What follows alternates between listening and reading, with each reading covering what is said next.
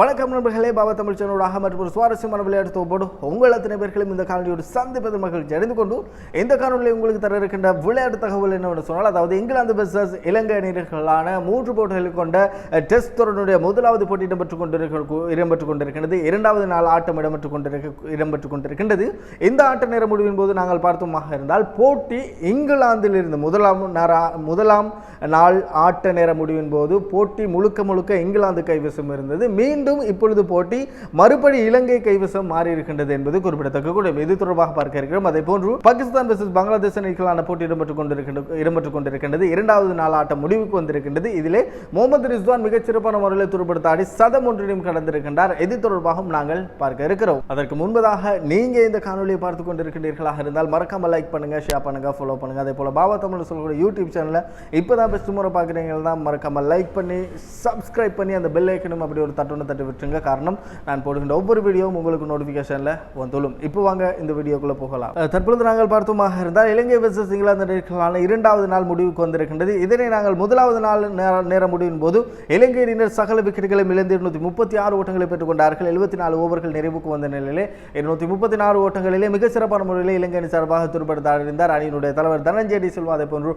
Milan Ratnayake ஆகியோர் சிறப்பான முறையில் துடுப்படுத்தாடி இருந்தார்கள். அதே போல நாங்கள் பார்த்தோமாக இருந்தால், முதலாவது நாள் ஆட்டம் 4 ஓவர்களை துடுப்படுத்தாடி இருந்தார்கள். இங்கிலாந்து அணியினர் 22 ஓட்டங்களை பெற்றுக் கொண்டார்கள். அதற்கு அடுத்தபடியாக நேற்றைய தினம் இரண்டாவது நாள் ஆட்டம் முடிவுக்கு வந்திருக்கின்றது. குறிப்பாக நாங்கள் பார்த்தோமாக இருந்தால், இரண்டாவது நாள் ஆட்டம் நேர முடிவின் போது முதலாவது இன்னிங்ஸ் தான் போய்கொண்டிருக்கின்றது. இதில் நாங்கள் பார்த்தோமாக இருந்தால், இங்கிலாந்து அணியினர் மிகச்சிறப்பான முறையில் துடுப்படுத்தாடி இருந்தார்கள். ஆனால் இலங்கை பந்து வீச்சாளர்கள் இங்கிலாந்து துடுப்பாட்ட வீரர்களை கதிகலங்க வைத்து விட்டார்கள். குறிப்பாக சுழல் பந்து வீச்சாளராக இருக்கக்கூடிய ஜெயசூரி, அதே போன்று விஸ்வ பெர்னாண்டோ, அதே போன்று அசித பெர்னாண்டோ ஆகியோர் மிகச்சிறப்பான முறையில் துடுப்பட பந்து வீசி இருந்தார்கள். குறிப்பாக அசித பெர்னாண்டோட வேக பந்து வீச்சு ஸ்விங் ஆகினது. குறிப்பாக இங்கிலாந்து ஆடுகளங்களுக்கு மிக சிறப்பான முறையிலே சம்பவத்தை மேற்கொண்டிருக்கின்றார் அசித பெர்னாண்டோ என்று தான் நாங்கள் கூறப்பட்டது. அதே போன்று விஸ்வ பெர்னாண்டோ பிராந்திய போட்டிகளில் மிகச்சிறப்பான முறையிலே இங்கிலாந்து பிராந்திய போட்டிகளில் விளையாடக்கூடிய ஒருவர். எனவே அவருக்கும் மைதானத்தினுடைய தன்மைகள் தெரியும். அவரும் மிகச்சிறப்பான முறையிலே பந்து வீசி இருந்தார். அதே போல நாங்கள் பார்த்தோமாக இருந்தால், அதாவது பிரபா ஜெயசூரியும் தன்னுடைய பங்குக்கு அவர் மிகச்சிறப்பான முறையிலே பந்து வீசிக் கொண்டிருக்கிறார். குறிப்பாக போட்டியினை இலங்கை பக்கமாக, இங்கிலாந்தில் இருந்து இலங்கை பக்கமாக போட்டியினை மாற்றி கொண்டிருக்கின்றார்.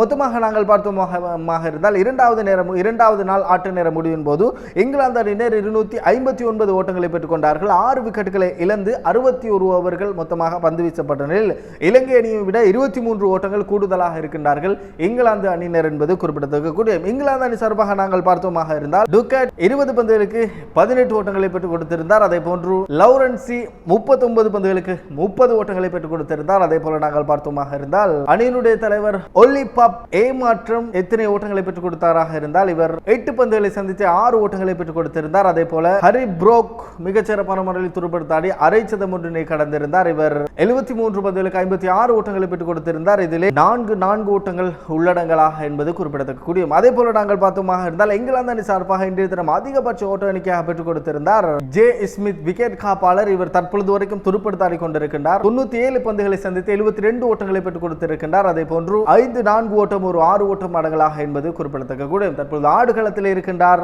ஜே ஸ்மித், அதே போன்று டென்சன் ஆகியோர் ஆடுகளத்திலே இருக்கின்றார்கள். இரண்டாவது நாள் முடிவின் போது இங்கிலாந்து அணியினர் மொத்தமாக 259 ஓட்டங்களை பெற்றுக் கொண்டிருக்கின்றார்கள். 6 விக்கெட்டுகளை இழந்து என்பது குறிப்பிடத்தக்க கூடிய. இலங்கை அணியினுடைய பந்துவீச்சு பிரதியை நாங்கள் பார்த்தோமாக இருந்தால், இலங்கை அணி சார்பாக மிகச்சிறப்பான முறையிலே பந்து வீசியிருந்தார் பிரபா ஜெயசூரி. 21 ஓவர்கள் பந்து வீசி அவர் மொத்தமாக 5 மேடின் ஓவர்கள் போட்டு 58 ஓட்டங்களை விட்டுக் கொடுத்து 2 விக்கெட்டினை கைப்பற்றியிருக்கின்றார். அதே போன்று அசித பெர்னாண்டோ 14 ஓவர்கள் பந்து வீசி 68 ஓட்டங்களை விட்டுக் கொடுத்து 3 விக்கெட்டினை கைப்பற்றியிருந்தார். அதே போன்று விஸ்வ பெர்னாண்டோ இவர் 1 விக்கெட்டினை கைப்பற்றியிருக்கின்றார். இவர் 13 ஓவர்கள் பந்து வீசி 51 ஓட்டத்தை விட்டுக் கொடுத்து 1 விக்கெட்டினை கைப்பற்றியிருக்கின்றார் என்பது குறிப்பிடத்தக்க கூடிய ஒரு விடயம். அதே போல நாங்கள் பார்த்தோமாக இருந்தால், கமிந்து மெண்டிஸ் 2 ஓவர்கள் பந்து வீசி இருக்கின்றார். அதே போன்று மிலான் ரத்நாயக் 9 ஓவர்கள் பந்து வீசி இருக்கின்றார்கள் என்பது குறிப்பிடத்தக்க கூடிய. கமிந்து மெண்டிஸ் 2 ஓவர்கள் பந்து வீசி 13 ஓட்டங்கள், அதே போன்று மிலான் ரத்நாயக் 9 ஓவர்கள் பந்து வீசி 53 ஓட்டங்களை விட்டுக் கொடுத்திருக்கின்றார்கள். இதே போல மூன்றாவது நாள் ஆட்டம் நாளை, அதாவது இன்றைய தினம் மிக மிக தீர்க்கமான ஆட்டம் இடம்பெற இருக்கின்றது. இதிலே தான் அதாவது இலங்கை அணியினர் சகல விக்கெட், இங்கிலாந்து அணியினுடைய சகல விக்கெட்டுகளையும் வீழ்த்தி பதிலுக்கு துடுப்படுத்த ஆடக்கூடிய சந்தர்ப்பம் இன்றைய தினம் இடம்பெறும் என்பது குறிப்பிடத்தக்கக்கூடிய பொறுத்திருந்து பார்ப்போம். போட்டிகள் எப்படி அமைய போகின்றது என்பதா இப்பொழுது வரைக்கும் இலங்கை கைவசம் தான் போட்டி இருக்கின்றது. இதே போல மற்றொரு போட்டியாக இடம்பெற்றுக் கொண்டிருக்கக்கூடிய போட்டி பங்களாதேஷ் வெர்சஸ் பாகிஸ்தான் அணிகளான போட்டி இடம்பெற்றுக் கொண்டிருக்கின்றது. இதுவும் ஒரு டெஸ்ட் போட்டி தான். முதலாவது நாள் ஆட்டம் முடிவுக்கு வந்திருந்தது. இரண்டாவது நாள் ஆட்ட நேர முடிவு இன்றைய தினம் இடம்பெற்றுக் கொண்டிருக்கும் பொழுது பாகிஸ்தான் அணியினை பொறுத்தவரையில் மிகச்சிறப்பான முறையில் துடுப்படுத்த ஆடி இருக்கின்றார்கள். 6 விக்கெட்டுகளை மாத்திரமே இழந்து என்பது குறிப்பிடத்தக்க. கிட்டத்தட்ட 448 ஓட்டங்களை பெற்றுக்கொண்டு 6 விக்கெட்டுகளில் இருந்து 113 ஓவர்கள் வரை துடுப்படுத்த ஆடி இருக்கின்றார்கள். 6 விக்கெட்டுகளை இழந்திருக்கின்றார்கள். 448 ஓட்டங்களை பெற்றிருக்கின்றார்கள். அவர்கள் விட்ரோ பண்ணியிருக்கின்றார்கள். அடுத்தபடியாக பங்களாதேஷ் அணியினை துடுப்படுத்தாடுவதற்காக வேண்டி அழைத்திருக்கின்றார்கள். பங்களாதேஷ் அணியினர் 27 ஓட்டங்களை பெற்று துடுப்படுத்தாடி கொண்டிருக்கின்றார்கள். 12 ஓவர்கள் முடிவடைந்திருக்கின்றது. எந்த விதமான விக்கெட்டுகளும் இல்லை. பாகிஸ்தான் அணி சார்பாக நாங்கள் பார்த்தோமாக இருந்தால் மிகச்சிறப்பான முறையில் துடுப்படுத்தாடி இருக்கின்றார் முகமது ரிஸ்வான்.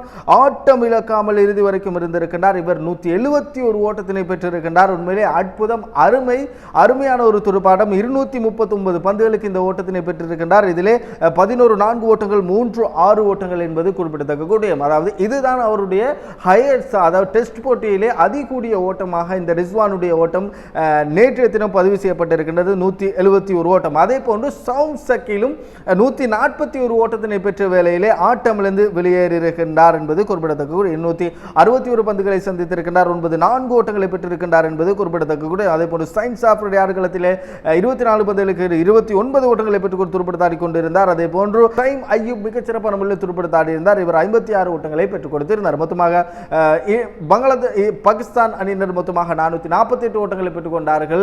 6 விக்கெட்டுகளை மாத்திரமே இழந்து மறுபடி துடுப்படுத்த ஆடுவதற்காக வேண்டி பங்களாதேஷை அழைத்திருக்கின்றார்கள். பங்களாதேஷ் அணியினர் 27 ஓட்டங்களை பெற்று துடுப்படுத்தாடி கொண்டிருக்கின்றார்கள். எந்த விதமான விக்கெட்டுகளும் இழப்பின்றி என்பது குறிப்பிடத்தக்க.